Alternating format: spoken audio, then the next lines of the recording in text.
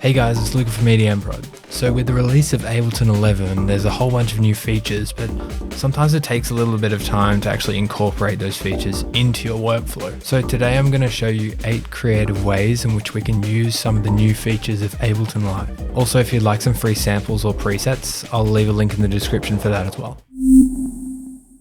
The first tip is macro variations. To be honest, I haven't been a big user of macros in my tracks in the past, but macro variations change everything for me. Macro variations allow us to randomize knobs really easily. So I'll show you by just creating a group, an instrument rack, Command G.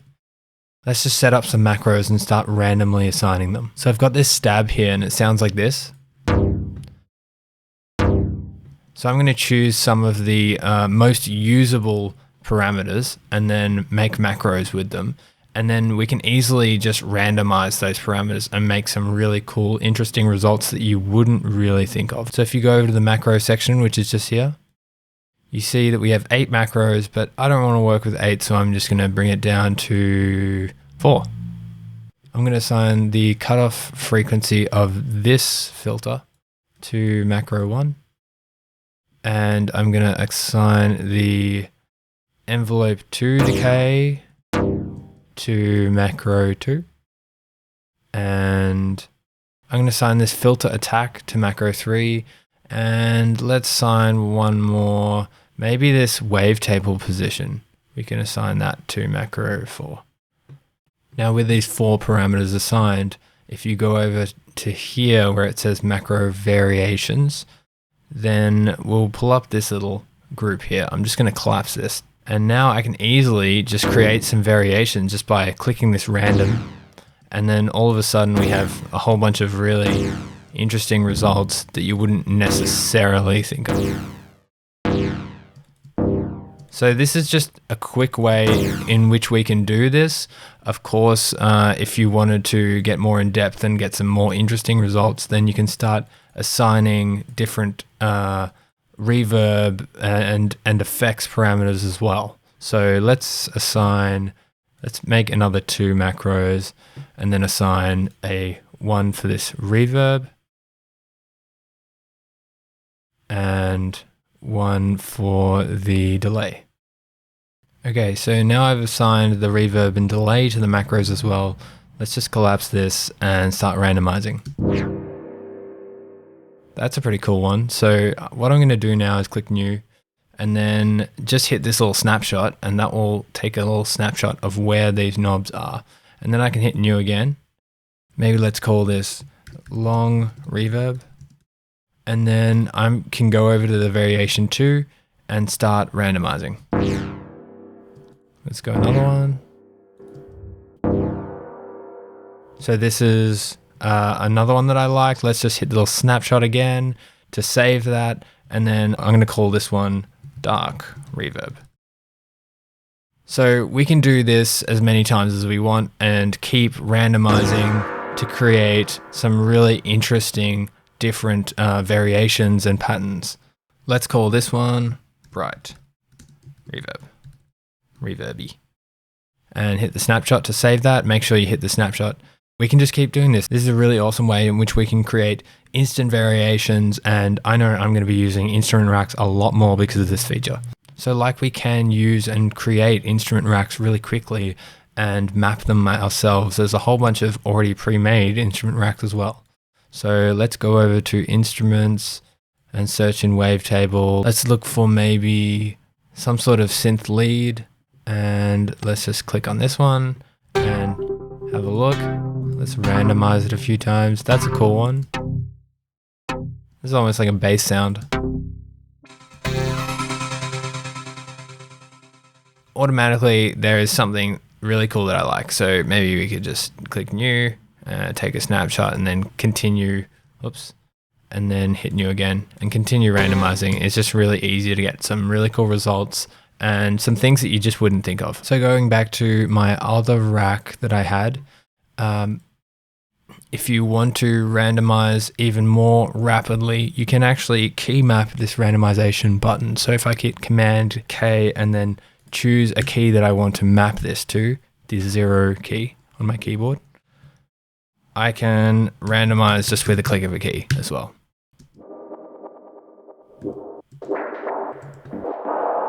Just quickly, I've randomized this, but I don't want to randomize the gain. So I'm just going to exclude this one from the randomizations, put this back to 0. And then now I can click play and hit this key on my keyboard and just randomize as it's going and create some weird effects as well.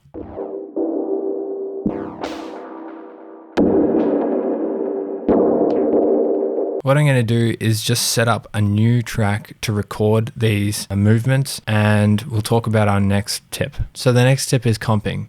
Comping allows us to record one section multiple times and then choose the best parts of each section for our final take. So even though it's designed for a live band environment, we can actually use it for electronic music context as well. So I've set up this track to record from this one, and I'm going to loop this maybe 2 bars or 4 bars and see what happens when we start recording. So remembering that I have it assigned to the 0 key, I can hit 0 and it's going to randomize it.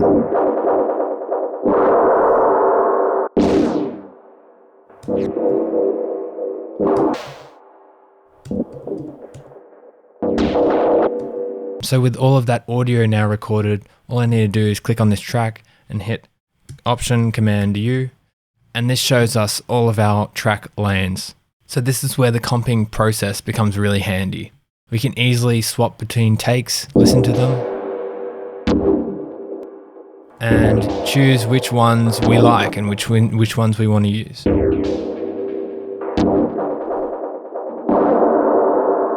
So I think I like this one. I'm going to highlight this and click Enter. And let's have a listen to this one. I like this one. It sort of modulates and changes halfway through. Let's have a listen to this one. No. Maybe this one as well. Enter. And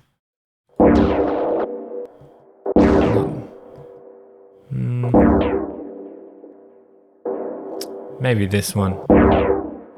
Okay, so just like a nice dry one for the end. Let's highlight that and click Enter. And then when I unsolo these bands and hit Shift Command U, it'll fold these and you'll see I just have this one comped track.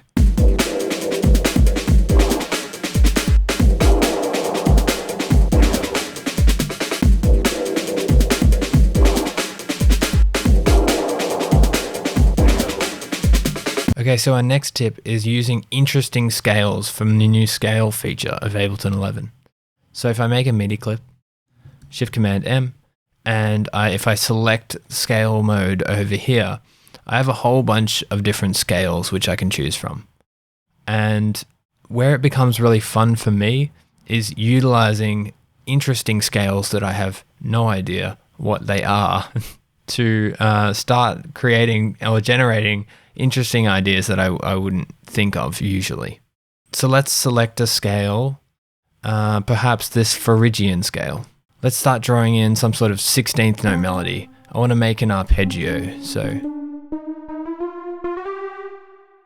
And then I'm just going to copy this over, maybe bring this back and see how this sounds.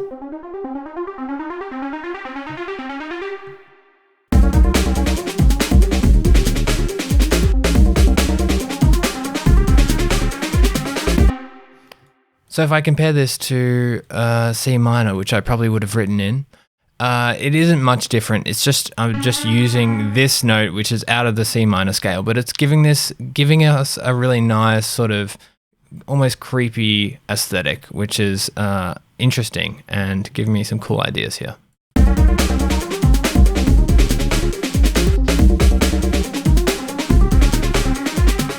Okay, so tip 4, we're going to be talking about randomizing the coloration of chords. I'm just going to make a 1-bar MIDI clip and demonstrate this with a C minor chord. This is our regular C minor chord, right? And when we get into extended chords, we call that coloration, chord coloration. So now the chord has extra coloration because we're adding notes on top. If you're new to extended chords and you don't know anything about them, I'll link some resources in the description below. But with the velocity, range, and probability features, what I can do is I can have my regular C minor triad on the bottom, and then these notes on top, maybe like the 7th and the 9th, we can actually highlight these, and if I hold Command whilst bringing down the velocity slider, or if I just use this velocity range box over the side here, what it'll do is it'll play these two notes in the range of the velocity from here to here. So it'll be random every time it plays. It'll have different chord colorations every time it plays as well. We can go further with this as well. If I highlight these again and bring the chants down as well, then now there's a chance that they won't play and there's a chance that they will play. And when they do play, they'll be in a random velocity between here and here. So let's extend these out, extend the loop, and then have a listen.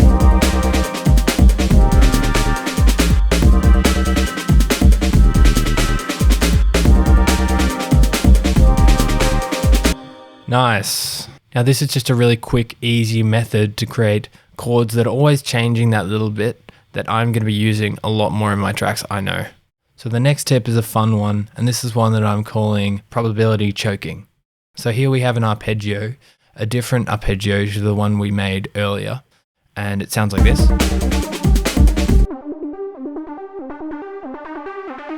The important thing to keep in mind here is it's not in poly mode. We've actually changed it to mono mode, so only one note can be played at one time. If you play two notes, then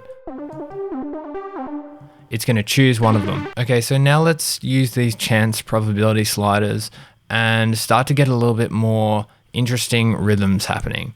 First of all, I'm going to keep this fourth one 100% every time because I want some structure to this arpeggio. So this one hits always. So these 3 or 4 beforehand, I'm going to bring down to maybe 86%. And then I'm going to duplicate this over and then duplicate these. And then I'm just going to bring back this loop to here. Now every fourth one is 100% always going to trigger and these ones won't. And this will give us some interesting results already. So the rhythm changes slightly, but where we get into probability choking is what we're going to do is highlight all of these.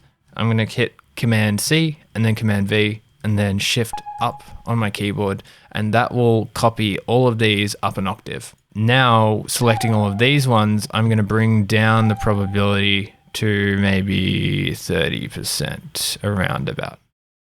And what that's going to do is every now and then, these ones are going to be triggered and it's going to be choking this one. So you'll see the evolving results.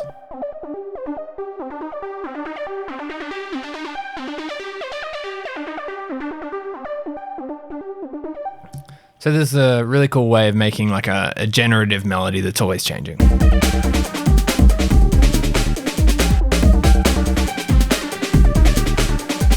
So the next one is using MIDI tracks as a probability ghost trigger. So you may be familiar with the concept of using a ghost track to trigger a sidechain compressor. So now with the probability feature, we can use ghost tracks to trigger almost anything randomly. So what I'm going to set up on these filtered stabs that I've pulled in is a ghost track that triggers effects to turn on and off generatively. So I'm going to make a new MIDI track. I'm going to color it gray and call it Ghost. Then I'm going to make a few notes, maybe just 8th notes, and put them on these first 2 because what I'm going to be triggering is these notes here. So I'm going to make 2 different points in which it could trigger effects. And then I'm going to highlight these and put the chance down to around about 50%. So 50% of the time this one's going to trigger and 50% of the time this one's going to trigger, and they might both trigger, they might not trigger at all.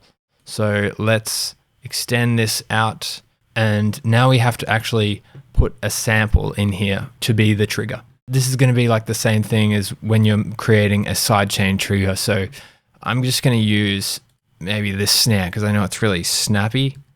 Let's freeze it and then flatten and then just grab one of these. And then I can just drag this over. Drag it over there.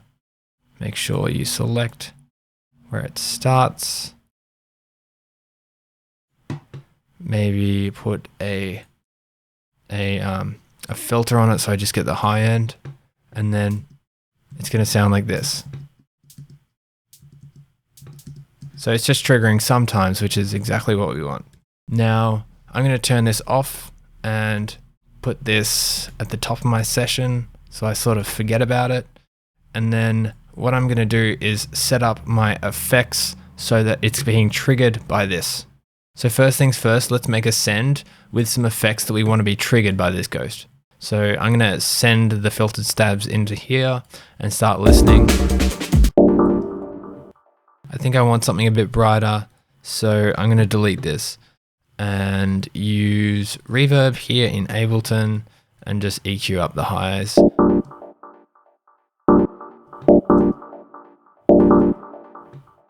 Okay. And now I'm just going to maybe put a delay there as well. Delay, just a simple delay with some ping pong.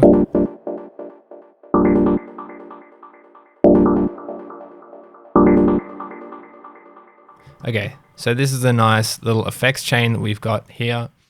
Now for it to be triggered by this ghost trigger, what we need to do is sidechain this ghost, not to a compressor, but to a gate.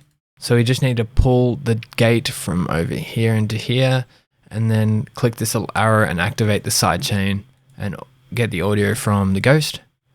And this little grayed out box in the background that's kind of hard to see, that little peak there, that is the trigger. So if I turn the gain all the way up, you'll see that now it's being triggered. And see how it just had 2 spikes then, it just had 1 then. The threshold is at a nice amount. I'm going to make the release a little bit longer. And now you can see that sometimes these effects are being triggered and sometimes they're not. So this is just going to create a nice generative evolving effect.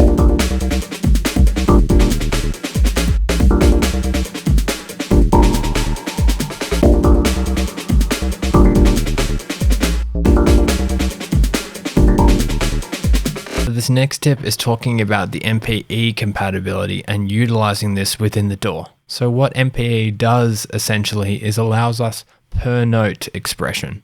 This is new and exciting because we can change any parameters on a per MIDI note basis, not just the whole chord, not just the whole patch, but each individual note. So if I go into this clip and go over to here, which is the note expression tab, this is the new tab that's here and it's all MPE, you can see that it says down the bottom here, slide, pressure, and velocity. So these are the new MPE parameters that we can assign things to. How it works is if I click on any note, you can see that I can change slide, pressure, velocity. But if you have an MPE compatible synth like Wavetable, in the MPE section, we can actually map any parameter to it. So oscillator 1 is already mapped to the slide here, and we have the oscillator 1 warp. I can map that to the pressure. The note pitch bend, that's mapped automatically to the pitch, and the amp to the velocity, which makes sense. I can also map the filter frequency to, let's say, slide, and so on and so forth. I can map however many things, whatever I want, to anything. And why this is really cool is because now I can start doing it, like I said earlier, on a per note basis. I'm just going to use pitch bend to explain this one because it's a little bit easier to understand. But I've got these 2 big chords here. Right?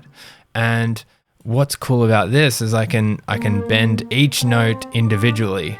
So let's bend these into a new chord. I'm going to bend this one, let's say down -3. I'm going to bend this one, let's say down 1, 2, -2. I'm going to bend this one. In fact, no, I'm going to keep, I'm going to bend it up 1. Up 1. And I'm going to bend this one sort of more gradually and up 3 to the note on top. And let's see how this sounds. Oops.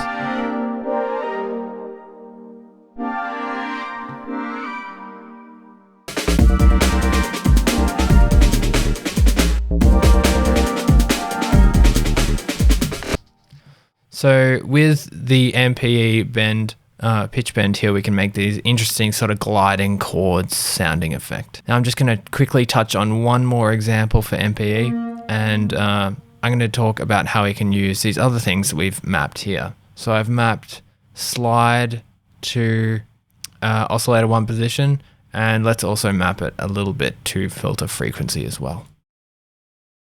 And then each note I can change the slide. So let's bring this up so we can see it. And I can adjust the slide in varying amounts in each note. And that means each note has a different filter cutoff value. It has a different oscillator position. And this is just getting really crazy, nerdy, complex, which I love.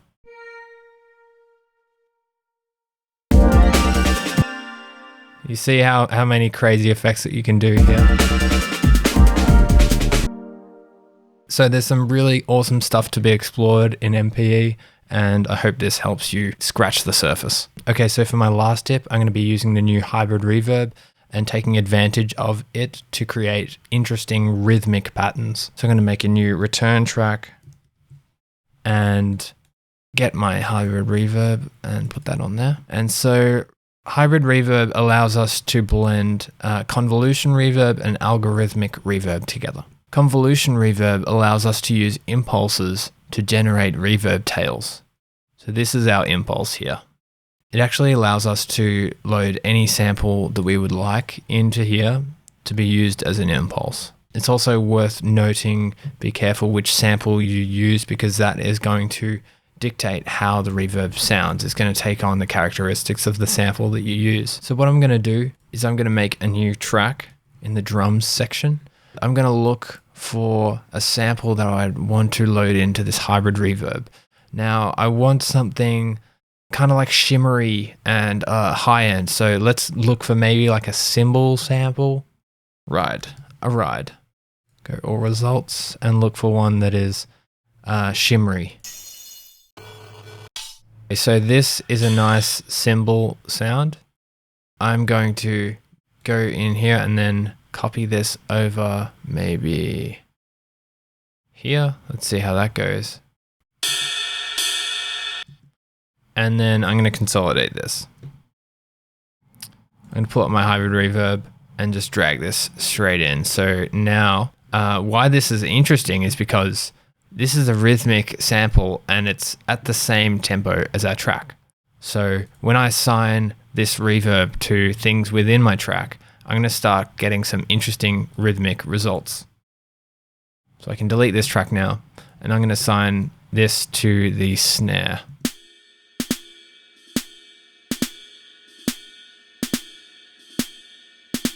It almost sounds just like a ride has been added. In fact, I'm going to go into hybrid reverb, maybe bring up the decay and blend in some more algorithmic reverb as well.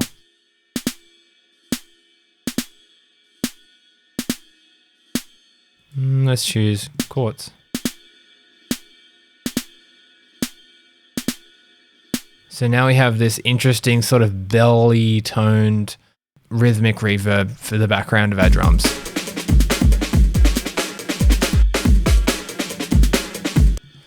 And we can create some really cool, interesting rhythmic results by doing this.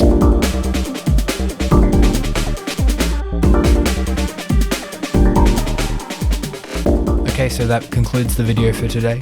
If you've liked what you've seen, please feel free to like the video or subscribe to the EDM Prod channel. Again, if you're looking for some free content from us, there's the link in the description with all of our free stuff on our EDM Prod website. But until then, thanks for watching, and I'll see you next time.